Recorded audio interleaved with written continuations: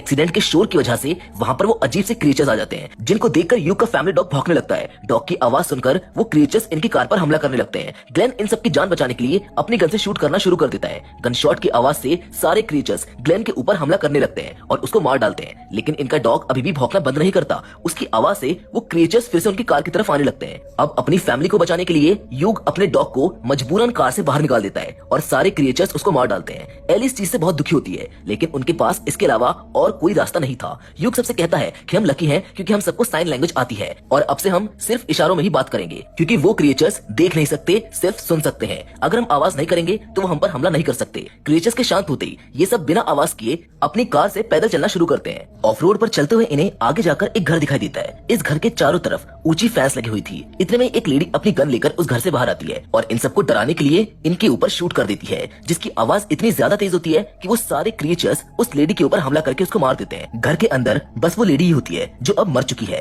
उसके मरते ये सब लोग इस घर में जाने की सोचते हैं। इस घर के बाहर एक बड़ा ड्रेन पाइप था जो सीधा घर में जाता है। सब लोग उसमें से घर के अंदर जाने की सोचते हैं। सबसे पहले युग जाता है, जिसके बाद बाकी सब अपने आप आने लगते हैं, लेकिन उस पाइप के अंदर एक स्नेक होता है जिसकी आवाज से वो क्रिएचर इस पाइप में घुस जाते हैं और उस स्नेक को भी मार देते हैं। वहीं एली की मॉम अभी पाइप में घुस रही थी, उन पर भी वो क्रिएचर हमला कर देते हैं। इसीलिए अपने परिवार की जान बचाने के लिए युग वहाँ पर खड़ी वुड चॉपर मशीन को ऑन कर देता है, जिसकी आवाज सुनकर सभी क्रिएचर्स उसकी ओर आने लगते हैं और वो मशीन आधे से ज्यादा क्रिएचर्स को काट डालती है। इस बीच युग की पूरी फैमिली घर के अंदर आ जाती है। अंदर पहुंचकर जब सब एली की मॉम केली के पैरों को देखते हैं तो उनको पता चलता है कि उन क्रिएचर्स ने केली के पैर को बहुत बुरी तरह से जख्मी कर दिया है, जिसकी वजह से इसके पैर में इन्फेक्शन फैलने लगा है, जिसे सिर्फ एंटीबायोटिक से ही रोका जा सकता है, जो इस घर में नहीं है। इसीलिए दवाई को लेने युग और एली बाहर शहर में जाते हैं और अब इनको पता चलता है कि उन क्रिएचर्स ने शहर में रहने वाले सभी लोगों को मार दिया है। ये पूरा शहर किसी वीराने जैसा लगता है। ये दोनों एक मेडिकल स्टोर में जाते हैं और एंटीबायोटिक ढूंढने लगते हैं। उस स्टोर में एली को कुछ लोग मरे हुए मिलते हैं, जिनकी बॉडी में उन क्रिएचर्स के अंडे थे। दरअसल ये क्रिएचर्स मरे हुए लोगों की बॉडी में अपने अंडे दे रहे हैं, जिनसे इनकी संख्या और तेजी से बढ़ रही है। ये बात एली भी समझ जाती है, लेकिन तभी वो एक क्रिएचर को देखकर चीख पड़ती है,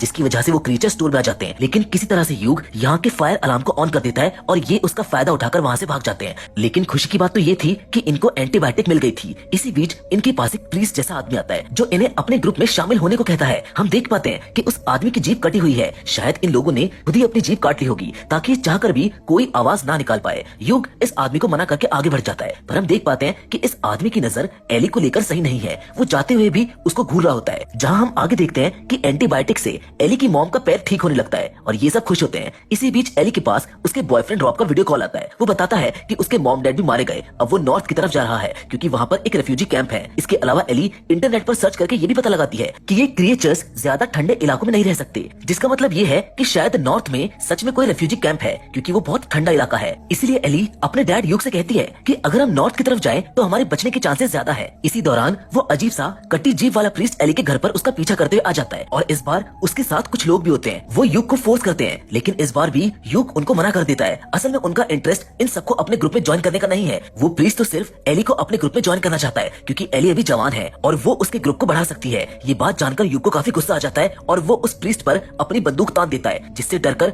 उस प्रीस्ट को जाना पड़ता है। लेकिन उसी रात हम एक छोटी बच्ची को इनके घर के बाहर देखते हैं। बच्ची को अकेला देखकर युग और उसकी फैमिली उसको अंदर ले आते हैं, लेकिन बच्ची की कटी जीभ को देखकर इनको पता चल जाता है कि ये बच्ची हो ना हो उसी प्रीस्ट के ग्रुप की है। इस बच्ची के पेट पर काफी सारे फोन लगे होते हैं। वहीं ऊपर एली के रूम के विंडो पर भी एक फोन लगा होता है। एली उस फोन को देख ही रही होती है कि तभी इन सारे फोन्स में एक साथ अलार्म बजने लगता है, जिसकी आवाज से वो सारे क्रिएचर्स इनके घर पर हमला कर देते हैं। कई सारे क्रिएचर तो एली के रूम में घुस जाते हैं, लेकिन सही समय पर उसकी मॉम दरवाजा बंद कर देती है। युग जल्द से जल्द सारे फोन्स को पानी में डालकर बंद कर देता है। इधर ये सब इन क्रिएचर से बचने में लगे होते हैं। वहीं दूसरी ओर उस प्रीस्ट के ग्रुप के लोग एली को उठाकर बाहर ले जाते हैं, लेकिन एली की दादी बाहर जाकर उन लोगों को पकड़ लेती है और जोर जोर से चिल्लाने लगती है, जिससे सभी क्रिएचर्स इन पर हमला करके इनको मार डालते हैं। इन सब में एली की दादी भी मारी जाती है, पर इसके बाद भी वो प्रीस्ट एली की गर्दन पर चाकू रखकर उसको अपने साथ ले जाने लगता है। पर तभी पीछे से एली की पूरी फैमिली उस प्रीस्ट और उसके सभी लोगों पर बुरी तरह से हमला कर देती है। एली की फैमिली इन ग्रुप के लगभग सभी मेंबर्स को मार डालती है और आखिर में युग भी उस प्रीस्ट को जान से मार देता है। जिसके कुछ दिनों बाद हम एली की पूरी फैमिली को नॉर्थ की ओर सफर करते हुए देखते हैं, जो धीरे धीरे आगे बढ़ते हुए